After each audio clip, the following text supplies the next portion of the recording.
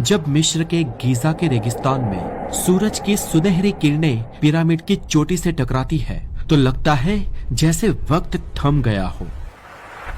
पर उस रोशनी की परछाई के नीचे पिरामिड की रेत और पत्थरों से भी जमीन के अंदर करीब 2000 फीट भीतर कुछ ऐसा छुपा होने की खबरें आई है जिसे जानकर आपका पूरा नजरिया बदल जाएगा। मार्च 2025 एक ऐसी तारीख जब इंटरनेट पर तूफान आ गया। वायरल वीडियोस, हैरान करने वाली तस्वीरें और अफवाहों की आंधी।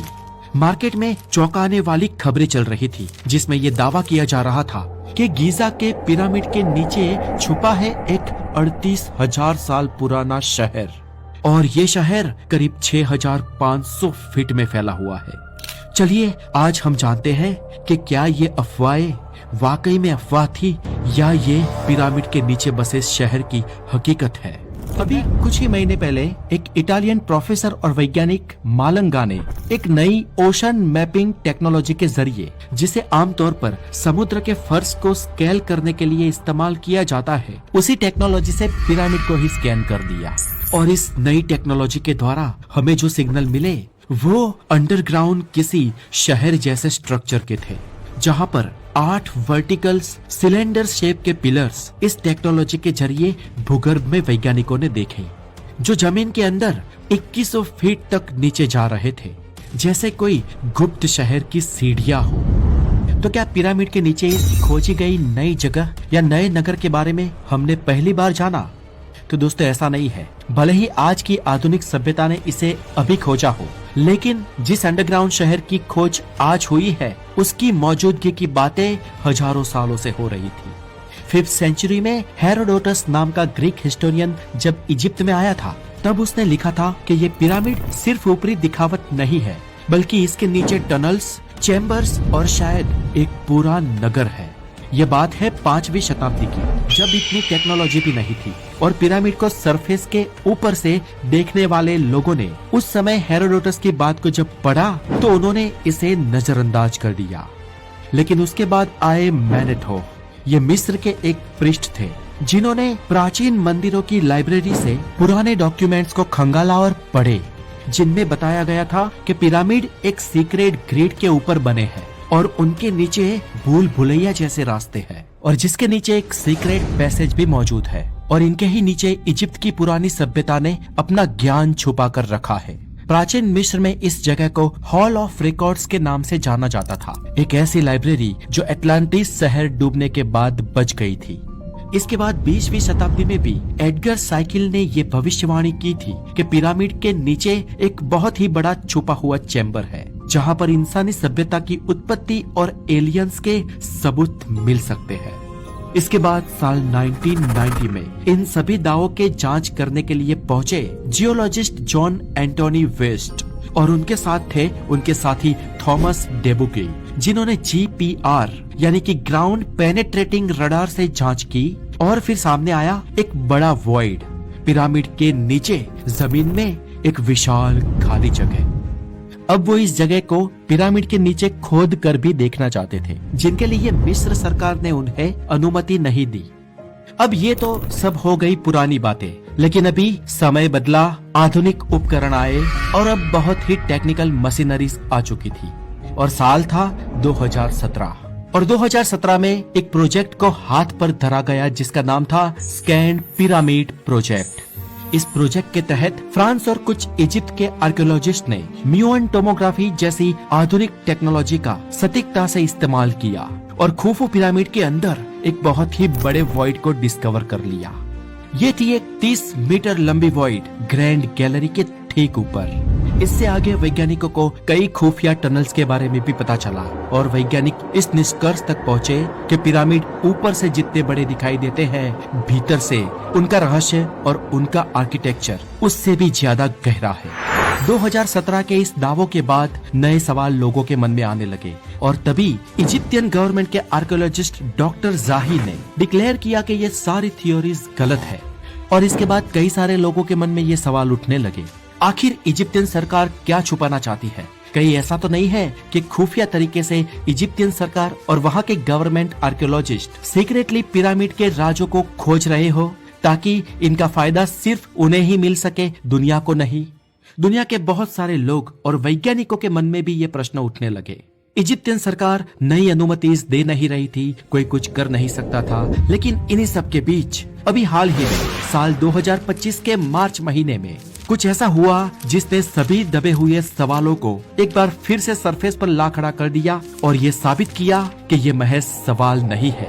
इंटरनेशनल साइंटिस्ट की एक टीम ने मार्च 2025 में विश्व में एक सबसे बड़ी प्रेस रिलीज करते हुए एक बहुत ही बड़ा खुलासा किया कि इजिप्टियन पिरामिड्स के नीचे बताए जाने वाले खंडहर यानी कि सिटी ऑफ गॉड्स वास्तव में एग्जिस्ट करती है, ये रियल है। इटली की यूनिवर्सिटी ऑफ गीजा के मशहूर इटालियन वैज्ञानिक मलंगा ने ये बताया कि गीजा के पिरामिड के नीचे 8 वर्टिकल सिलेंडर से पिलर्स जमीन से 2100 फीट तक नीचे लगभग एक 6000 फीट चौड़े शहर से जुड़े हुए हैं और ये आधुनिक जमाने की एक बहुत ही बड़ी खोज, एक बहुत ही बड़ी डिस्कवरी थी। इटालियन कोराडो मलंगा और स्कॉटलैंड के रिसर्चर फिलिपो ने यह दावा किया था कि उन्होंने ऐसी एक अंडरग्राउंड सिटी खोज ली है जो धरती से करीब 2000 फीट नीचे है और ये शहर इतना बड़ा है कि ऊपर दिखने वाले पिरामिड से 10 गुना ज्यादा विशाल है। उन्होंने ये भी बताया कि इसके नीचे एक छुपा हुआ चैम्बर भी है जिसमें कई सारे रहस्य दफन है और जमीन से 5-5.5 मंजिला नीचे छुपा एक महल भी है। और उन्होंने तो ये भी कह डाला कि ये शहर करीब 38,000 साल पुराना है, मतलब कि पिरामिड के बनने से भी बहुत ज्यादा पुराना।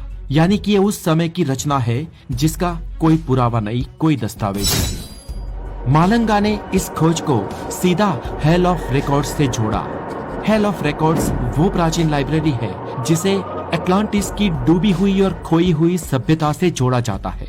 मालंगा के मुताबिक उन्होंने SAR डेटा को बिना खोदे, बिना गड्ढा किए उसकी 3D ब्लूप्रिंट तैयार की है और उन्हें जो कुछ भी दिखा वहाँ पर सिर्फ रास्ते नहीं थे, एक खोई हुई सभ्यता के निशान मौजूद थे, जिसे मालंगा अपने आप में एक बहुत बड़ी खोज मानते हैं।